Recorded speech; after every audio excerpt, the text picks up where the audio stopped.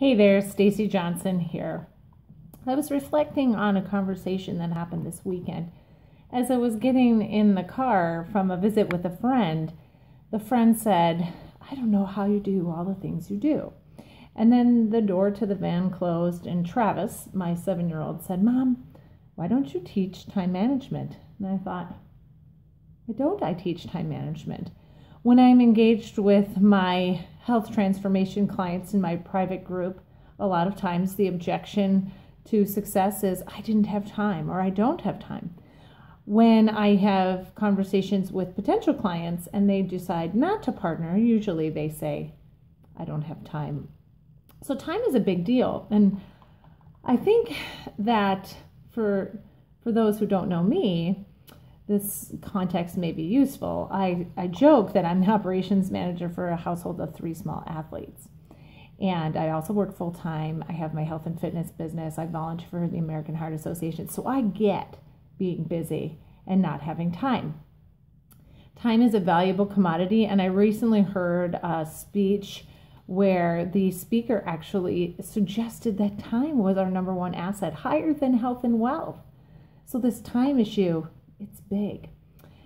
But I also want to argue that we all have the same 24 hours. And so that's kind of brain catching. So I want to tell you a little bit about when I started my transformation and then build out some of the tips and tricks that have been really brought me success. So someone told me when I said, I don't think I have time to exercise and change my diet. I just don't have time. I'm too busy at work, kids, blah, blah, blah. And this coach of mine said, you know what? You have time for what you want to have time for. And somehow I suddenly was able to fit in different things. It was a mental shift. So I want to provide to you that same statement. Maybe write it down, hang it from your monitor. You have time for what you want to have time for. And then I want to give you 3 tips that have been successful for me. 1 is outsource, 2, delegate, and 3, evaluate. And I'm going to unpack those. So number 1, outsource. I love to clean, for example, but I love helping people with their transformations more. So I actually have hired a cleaning lady to support the cleaning so that I have more time to invest in transformations of people and working on their health. So is there an opportunity for you to find something like that? Another place that I have outsourced is I have hired a teenager. This teaches him responsibility, gives him an extra source of income, and he comes and he throws the ball with one of the boys at a time. Since I have 3, then I focus, one's usually reading, and I work one-on-one with the other on whatever the need might be while the teenager is working with the other. So you might argue you're outsourcing the parenting, but actually I'm investing in more one-on-one time because this usually happens while my husband is at work. So this gives me the forced one-on-one time. So that outsourcing model works great and gives me increased bandwidth. So now the second one is delegate. So look for opportunities. One example that I think has really helped in my household is laundry. So I put the laundry in and then change it from the washer to the dryer, and I usually actually fold it. But I recruit the boys to help me as much as I can, and all the boys are responsible to get their laundry into the laundry room and also to put their laundry away from the laundry room into their rooms appropriately in their closets, not just in a big ball on the floor. Now, not only does this help me save time, but it also is a life skill that they will bring with them. Their rooms do not look like a bomb went off. So can you find other opportunities? Do you need to be the person to do the task? Can one of your children or your spouse or someone else who spends time at your home take on a task that you are doing? And another place that I delegate, it maybe this is not the best label for that, but is delegation is meals. So I will work with the boys. So we're cooking and planning meals together. That way I optimize my time. So I don't always completely delegate it, but sometimes I do. Hey, Travis, you get the condiments. Cooper, you get the plates. And if they're doing that while I'm serving the food, it goes faster and we're spending time. So then that leaves the last one, which is evaluate.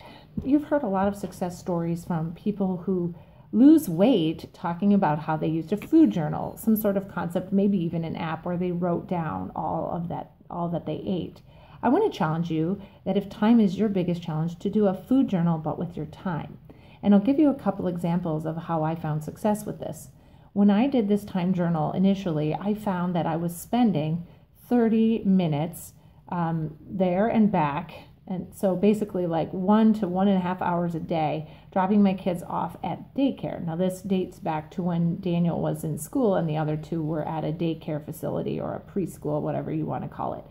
And what I did was I identified that by actually traveling 1 mile farther to the same daycare at a different location, I saved time. Now, it made no logical sense why traveling farther would make it faster, but the driving pattern that I needed to do actually caused a 50% reduction in my time spent in the car in non-value add time. So I'm sure there's something in your system, some waste in your day that you could identify, or a place to double up. One more example, when I would take Daniel to football practice, it was a 2-hour practice, but it was far enough away where driving back and forth didn't necessarily make sense. So I would drive there, and then the 2 smaller boys and I would walk the dog. So quality time to hear about their day, quality time with the dog, and exercise all in one. Then after we would walk for maybe 20 to 30 minutes, the boys would go play on the playground, and then I would return phone calls and do other tactical kind of catch-up things for my volunteer work or my job. So I was always optimizing my time, and I would face where Daniel was practicing so that I could see a couple of things that he was doing so that when he came back, I could report to him. So kind of a combination. So I encourage you to evaluate. Just do it for 1 day. Make a journal of your time and see if you can find the waste in your system. So how do I want to close this? I want to just reflect, outsource, delegate, evaluate. You can find some waste, some waste in time in your system and improve. I guarantee you it. If I can do it, you can do it. And I've done it. And then the call to action that I would ask is for you to reach out and present to me your challenge. I would love to talk to you about that and see if I can't help you make it better. Thanks. Bye now.